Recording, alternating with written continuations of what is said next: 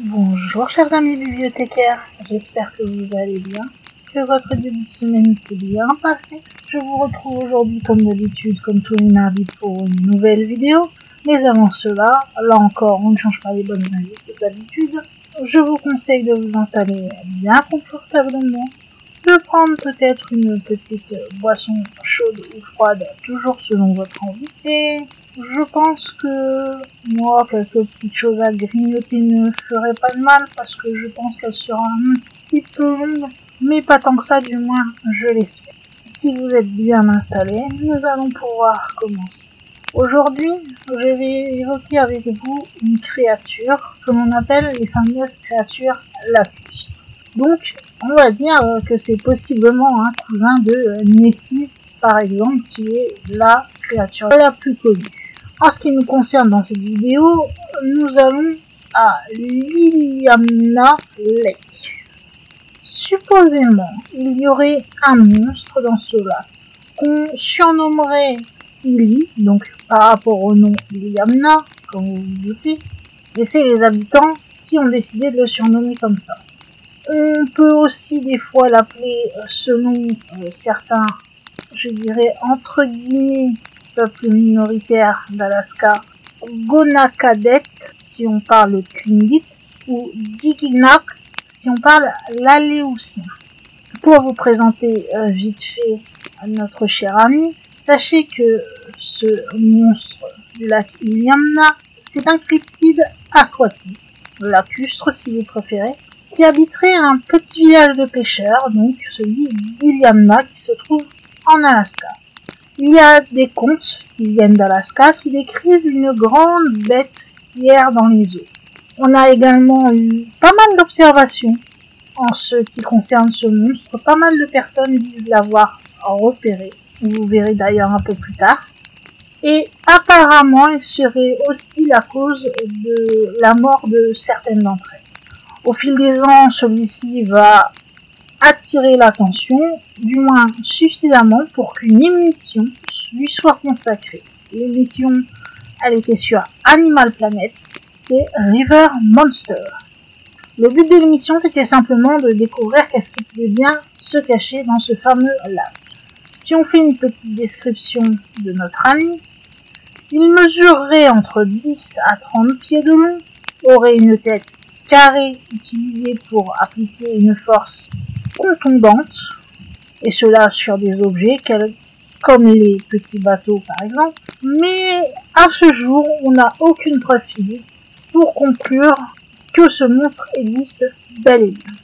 Cependant, vous vous doutez que de nombreux rapports et de nombreuses personnes, comme je vous le disais, disent qu'ils l'ont vu et ne sont donc pas d'accord sur le fait qu'il n'existe pas et pensent donc le contraire.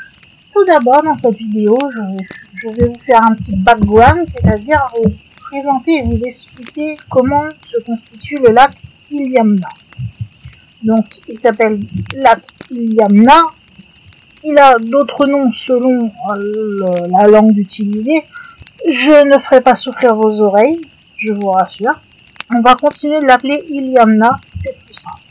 C'est un lac qui se situe au sud-ouest de l'Alaska.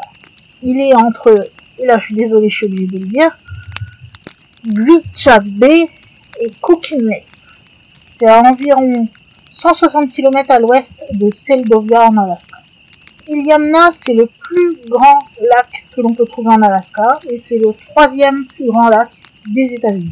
Il couvre environ 2600 km² et il mesure environ 76 miles, ce qui fait environ 120 km de long, et 27 miles, donc à peu près 43 km de large.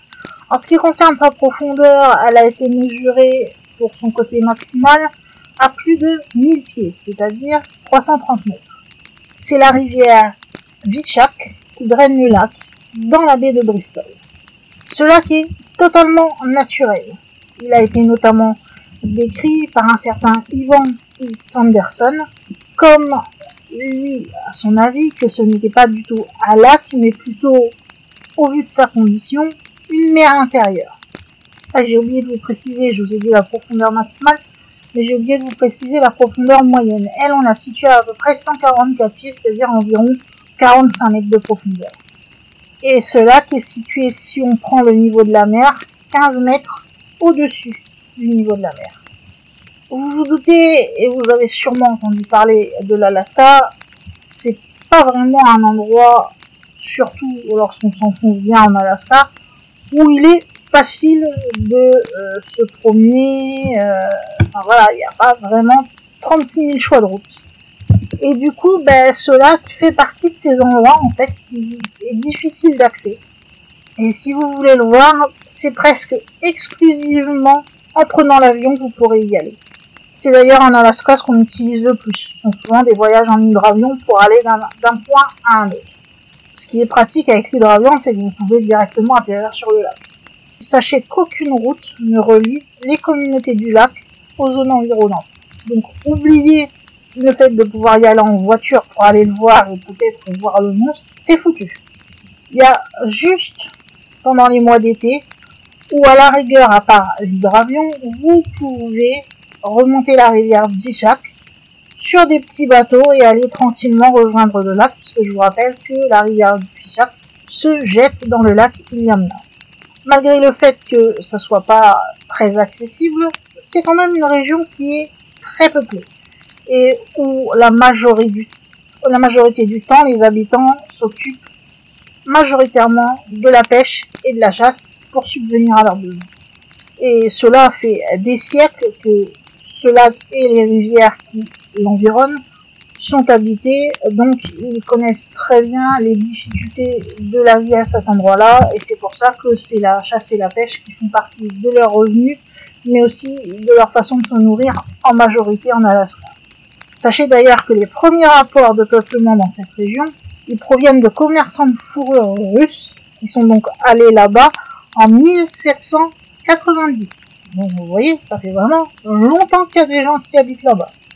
En ce qui concerne à qui appartient le lac, eh bien celui-ci a été revendiqué par le peuple Dena'ina, ou Dena'ina, désolé pour la prononciation, et ils le considèrent comme leur propre territoire. Maintenant vous connaissez un petit peu mieux ce lac, nous allons pouvoir rentrer au fur et à mesure dans le vif du sujet, c'est-à-dire il dit donc notre fameux monstre qui habiterait ce lac. Tout d'abord, sachez que les premiers rapports qui disent qu'un monstre vivrait dans le lac viennent d'un peuple indigène, les Tlingits, qui avaient l'habitude de raconter l'histoire d'une créature qu'ils appelaient Gonakadet. Ils décrivaient celle-ci comme un grand animal qui vivait dans l'eau avec une tête et une queue similaires à celle d'un loup, et un corps qui ressemblait plus à celle d'une orque, qui était très similaire à la pluie. Le Gonakadet était généralement dépeint comme un dieu poisson, et il a souvent été enregistré dans les pictogrammes les des côtes de l'Alaska et de la Colombie-Britannique.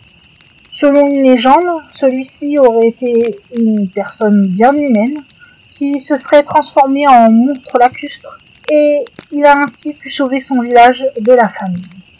Mais de toute façon, lorsque l'on parle de mythologie en Alaska et surtout de mythologie indigène, sachez qu'il y a beaucoup de monstres étranges qui en font partie.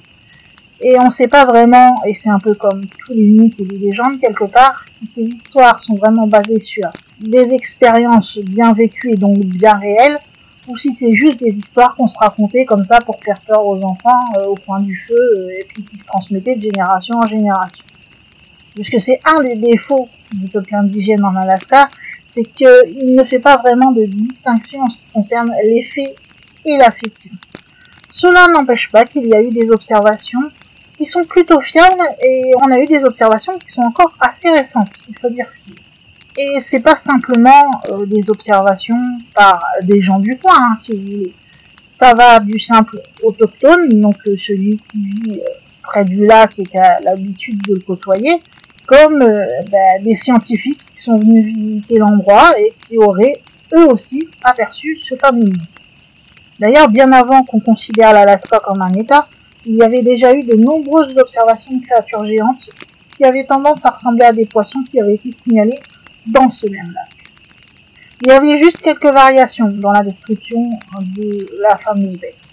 Mais la plupart des témoins disaient que les créatures en général étaient de couleur sombre qu'ils ressemblaient plutôt à des requins et qu'ils mesuraient entre 10 et 20 pieds de long. Souvent, il y avait plus d'un ensemble de ces créatures, et apparemment, selon les observations qui auraient été faites, elles étaient en train de chasser. Au vu de la taille et un peu du fait qu'ils les voient souvent chasser et qu'ils ne savent pas vraiment qu'est-ce que c'est, eh bien, de nombreux autochtones ont tendance à penser que ces fameuses créatures sont dangereuses. Mais par contre, ils pensent aussi que celles-ci sont attirées par la couleur rouge.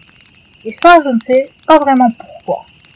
C'est en 1979 que l'attention va commencer à se tourner vers le lac Iliamna avec l'Anchorage Daily News, qui est le principal journal de l'État d'Alaska.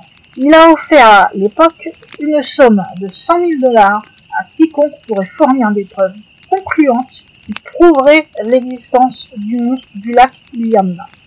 À l'heure actuelle, aucune preuve n'a encore été apportée, et les observations, même si elles ont toujours lieu, elles sont de moins en moins nombreuses au fil des années. J'ai pu trouver quelques histoires donc de personnes qui auraient aperçu ce fameux monstre. Alors je pense que j'aurais pu en trouver encore plus, mais je pense que là j'en ai noté quand même pas mal et vous allez voir que ça va être assez long. Et j'en suis désolée si vous n'aimez pas trop ces petits ou autres. Mais là je vais me concentrer exclusivement, donc comme vous l'aurez compris, sur donc les observations qui ont été faites au fil des années.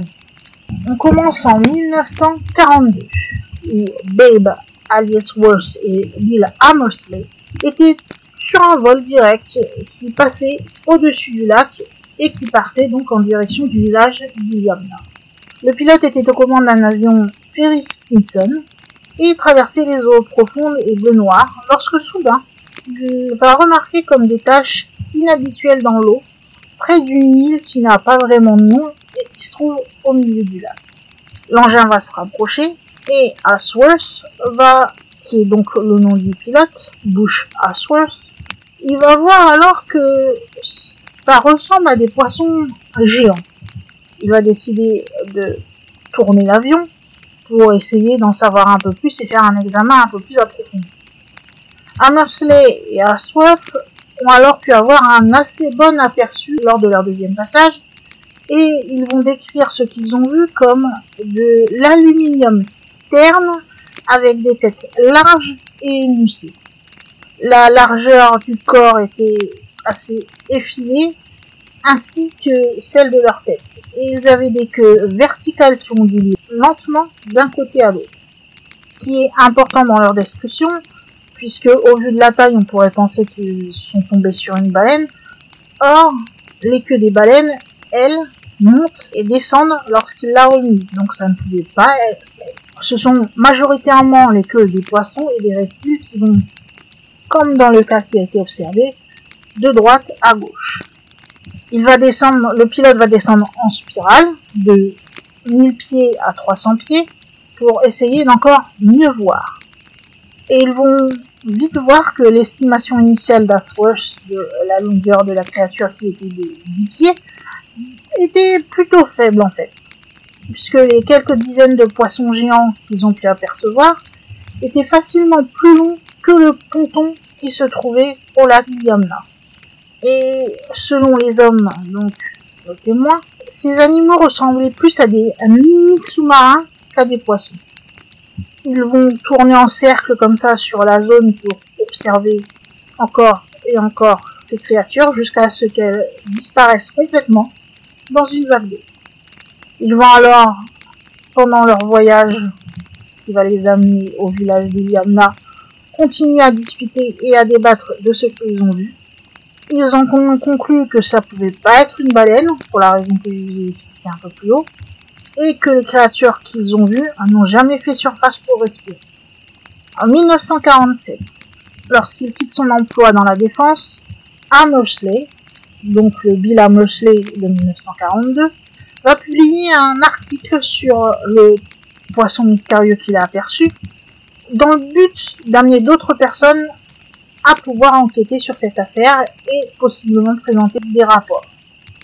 Larry Rost, qui est un pilote de relevée géodésique et côtier des États-Unis, c'est l'un de ceux qui se sont manifestés et qui ont pris contact avec Amos. Il va survoler le lac Iliamna à l'automne 1945 à une hauteur de 100 pieds. Et à cette époque-là, Rost avait vu ce qu'il prétendait être un poisson géant de plus de 6 mètres de long, de la couleur aluminium terne. Donc quelque part, la même chose que ce qu'avait vu 3 ans plus tôt, puisque c'était en 1942, le pilote Butch Hartsworth et Bill Amos. En 1963, c'est un biologiste qui va rapporter qu'il aurait vu un poisson de 25 à 30 pieds de haut qui à aucun moment n'est remonté à la surface pour prendre de l'air.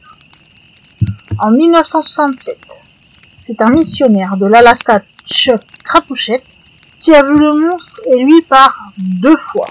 La première fois, c'est lorsqu'il survolait le lac dans un hydravion. Il a alors vu un gros animal dans l'eau. Il a essayé de prendre sa radio pour contacter d'autres personnes, pour leur demander qu'ils aillent voir s'ils pouvaient voir quelque chose et vérifier que quelque part il n'avait pas la berlue. Mais il a eu beau contacter, le temps que les personnes répondent et qu'ils aillent voir, eh bien personne n'est arrivé à temps pour confirmer sa vision. Un de ses amis plus tard va justement aller à la traîne, donc c'est une manière de pêcher, pour voir s'il peut remarquer quelque chose. Il va prendre un câble en acier inoxydable, il va y mettre des hameçons numéro 2, qu'il va appâter avec du caribou, et il va attacher tout ceci sur les montants de son hydravion. Il va se laisser dériver, lui se positionnant assis sur les flotteurs, lorsqu'au bout d'un moment, l'avion va avoir comme une grosse secousse, et il va tomber des flotteurs. L'avion devra être remorqué. Quant au pilote, lui, il a dû marcher pendant plusieurs kilomètres, pendant que son propre avion était remorqué sur les rivages du lac. Quand il a pu finalement récupérer son hydravion, 3 des câbles qu'il avait positionnés avaient disparu. Les hameçons de donc des câbles qui restaient attachés à l'hydravion étaient redressés, sachant que c'était des hameçons qui mesuraient 8 à 9 pouces de long. Après, il ne repousse pas la possibilité que ce soit des belugas qui aient pu remonter la rivière Vishak et qui soient arrivés dans le lac et qui a attaqué donc ces appâts de caribou. Du moins, c'est que sa supposition, il n'en est pas sûr. En 1977, c'est un pilote vétéran du nom de Tim Laporte qui était en train de survoler Pedro Bay lorsqu'il va apercevoir un poisson de 12 à 14 pieds qui était à la surface et qui se mettait à plonger. Lorsqu'il a plongé, il a pu voir une queue qui était verticale. Laporte était avec 2 passagers, dont un était le responsable de la pêche et du gibier du Michigan.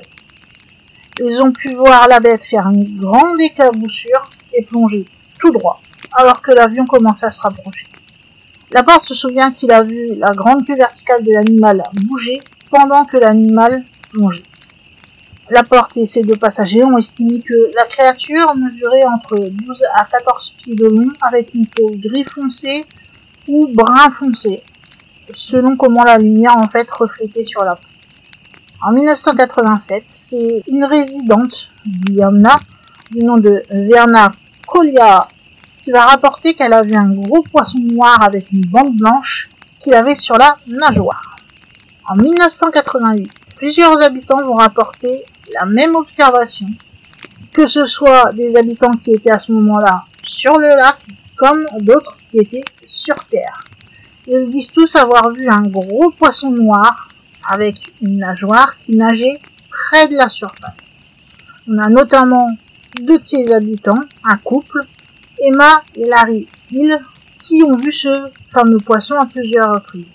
Ils n'ont pas précisé combien de fois exactement ils l'ont vu, mais tout ce qu'ils savent, c'est que souvent lorsqu'ils observaient celui-ci, c'était plutôt près de Fox Bay.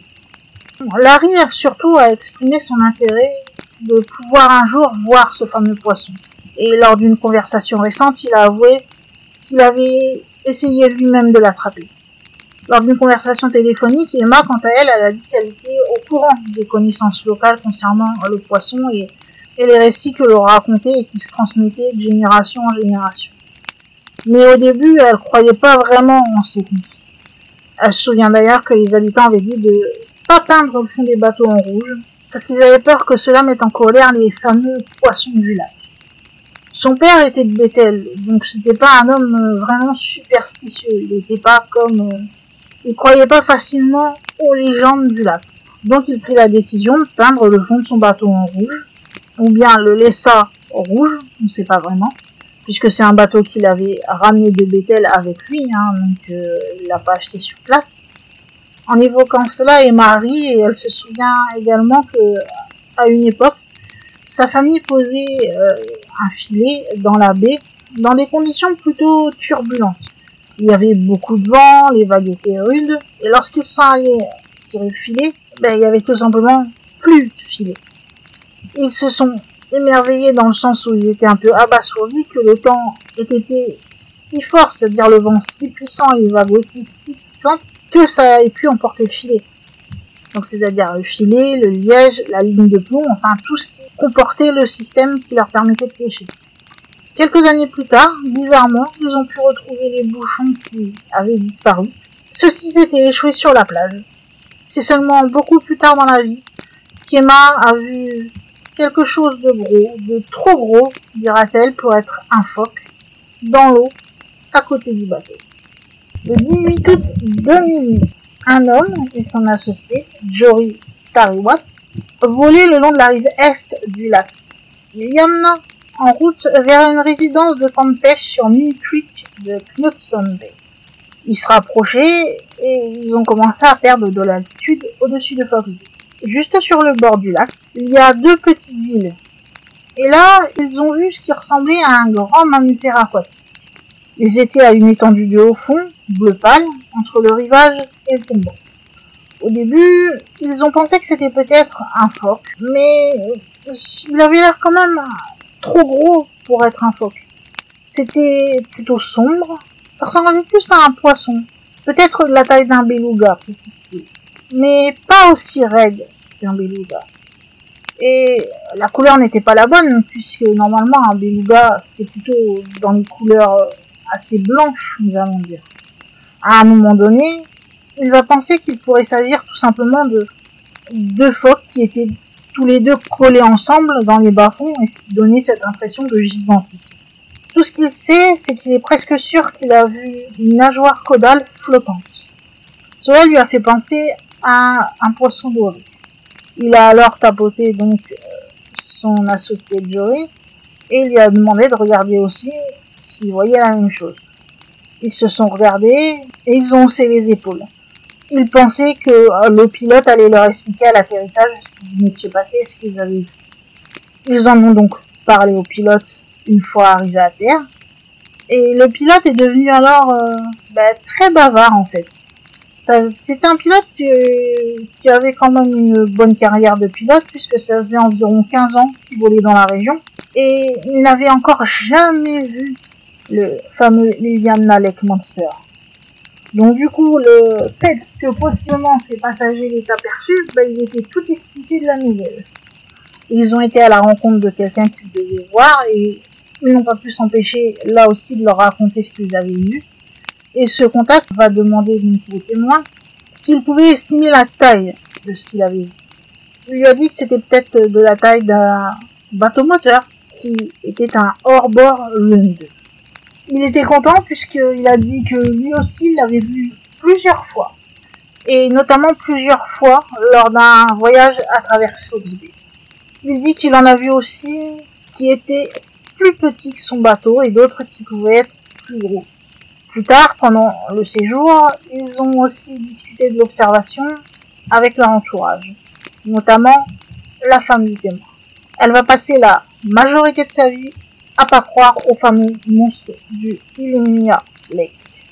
Mais elle a avoué qu'il y avait quelque chose là-bas qui était assez bizarre puisque plus tard dans sa vie, elle aussi va repérer quelque chose dans l'eau qui est trop gros pour être un phoque, mais qui ressemble à un poisson.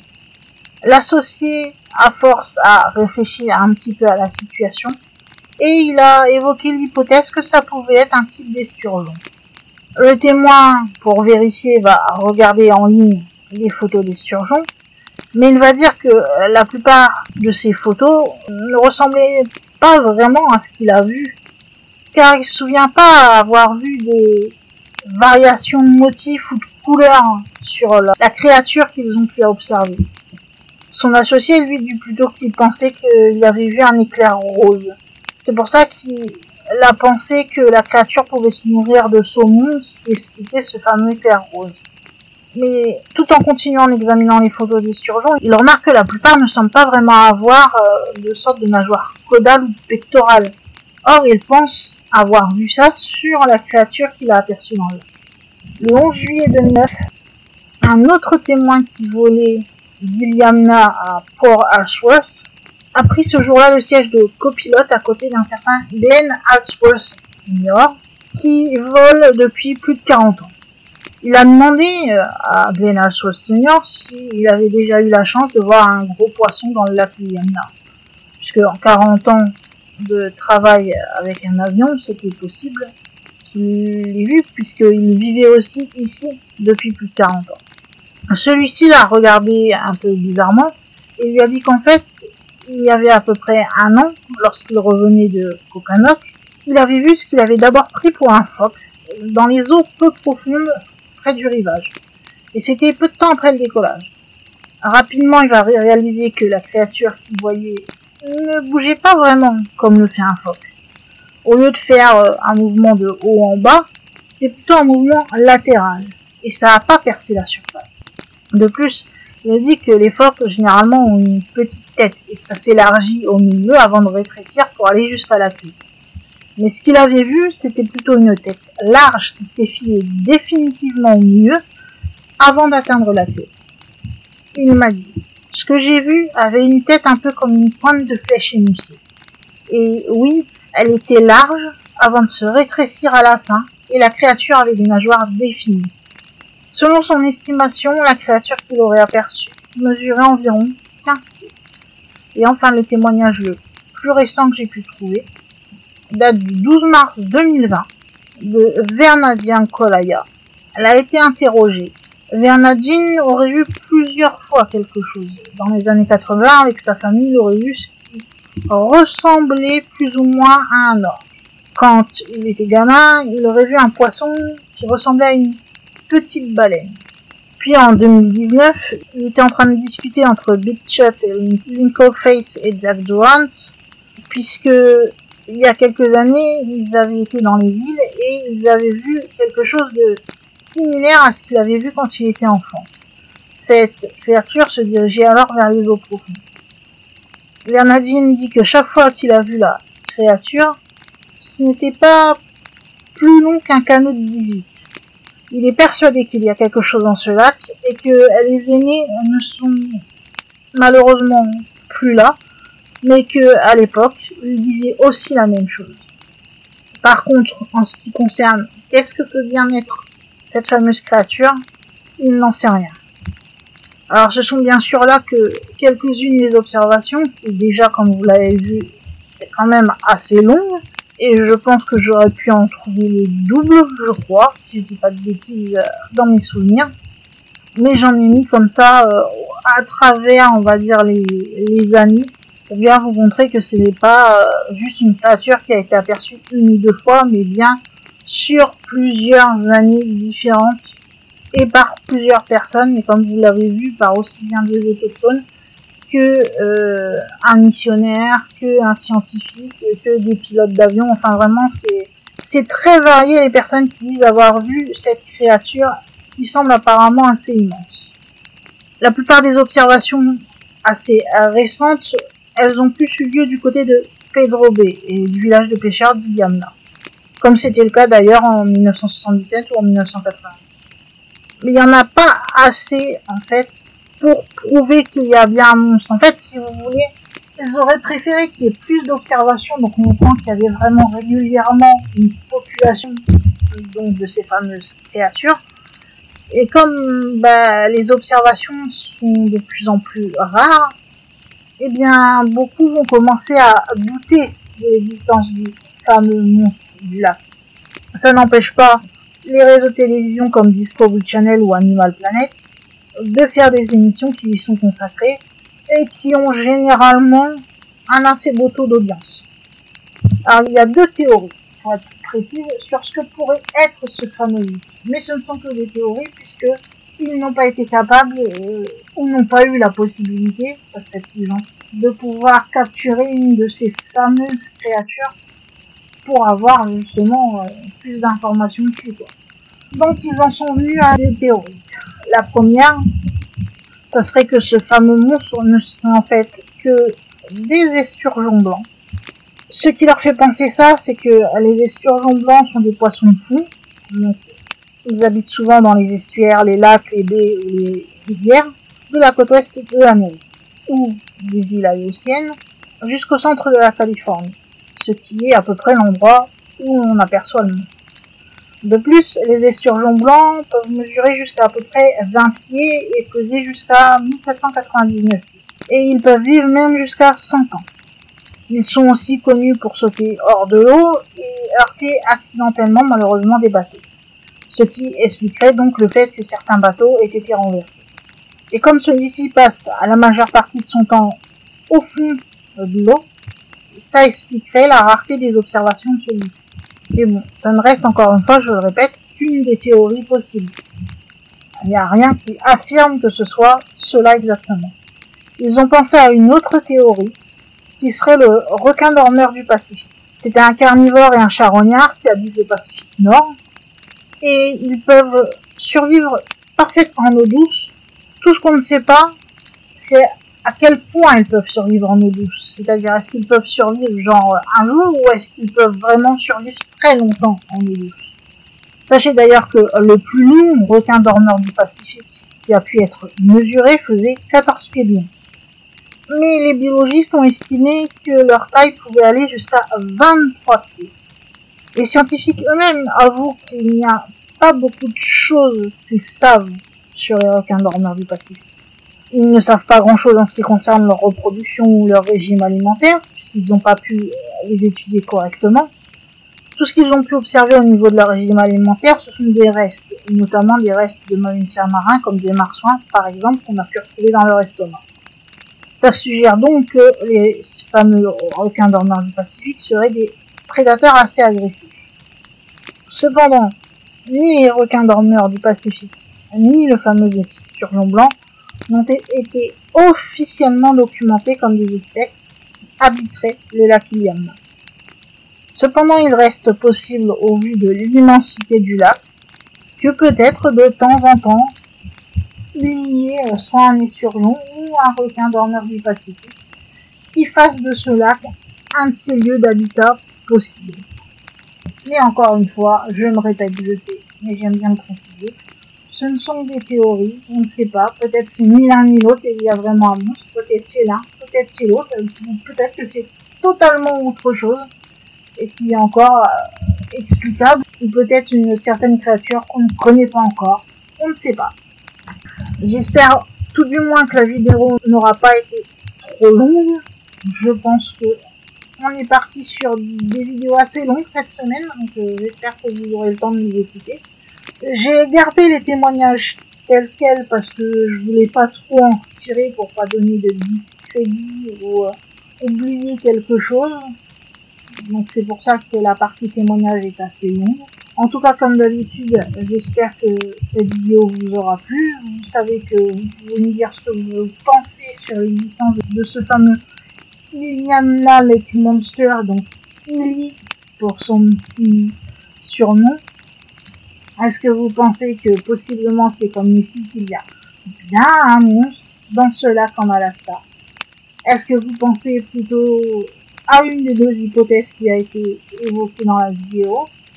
Ou est-ce que peut-être vous avez d'autres idées qui expliqueraient possiblement ce que peut être cette créature? Vous pouvez me dire tout ça dans les commentaires, me dire aussi ce que vous avez pensé de la vidéo. Si vous aimez les histoires de monstres lacustres, si vous en voulez d'autres, enfin voilà. Tout ce que vous avez à me dire, vous pouvez me l'écrire dans les commentaires. Si vous avez aimé la vidéo, vous savez que vous pouvez me laisser un petit pouce en l'air ou un like. Et puis, si vous découvrez cette chaîne et que vous débarquez comme ça sur la vidéo, sachez que cette chaîne est exclusivement réservée au paranormal ou surnaturel, selon la définition que vous voulez utiliser, et que je parle de sujets très variés. Vous pouvez aller voir les playlists, il y a vraiment beaucoup de thèmes, donc il y aura forcément, si vous aimez le paranormal, un de ces thèmes qui devrait vous attirer, voire 2, 3, 4, peut-être tous les thèmes vous plaisent, je ne sais pas. Mais en tout cas, ce que je vous conseille, si vous aimez cela et que vous voulez entendre de nouvelles histoires, sachant que je fais 3 vidéos par semaine, eh bien, abonnez-vous à cette chaîne. Je pense et j'espère que vous ne serez pas déçus de le faire. Et si vous vous êtes abonné, normalement, vous devrez apercevoir une petite cloche qui est apparue à côté de abonner. Celle-ci vous permet en fait tout simplement de savoir à quelle fréquence vous voulez recevoir des notifications. Et bien sûr, personnellement, ce que je vous conseille, c'est de cocher la case de recevoir toutes les notifications. Comme ça, dès qu'une vidéo est publiée sur ma chaîne, hop, YouTube vous envoie une petite notification pour vous informer et vous n'avez plus qu'à cliquer dessus et vous avez le lien direct sur la vidéo. Et pour terminer, vous savez que vous pouvez partager cette vidéo ainsi que le lien de la chaîne partout où cela est possible de faire, que ce soit auprès d'amis, familles, collègues, etc. aussi bien que virtuellement parlant, c'est-à-dire avec les mails, les réseaux sociaux, les blogs, les sites internet et tout autre moyen que l'on peut utiliser pour faire connaître cette chaîne. Je remercie ceux qui prennent le temps de le faire, je souhaite bienvenue aux nouveaux abonnés si vous l'êtes, et je remercie ceux qui sont fidèles à cette chaîne et qui m'encouragent à continuer à faire mes recherches et à vous fournir de nouvelles vidéos chaque semaine, quand cela bien sûr n'est possible. Eh bien, je crois, mes chers amis bibliothécaires, qu'il va être temps pour moi, après cette vidéo, de fermer les portes de notre chère bibliothèque et de vous dire à jeudi pour une prochaine vidéo. Bye!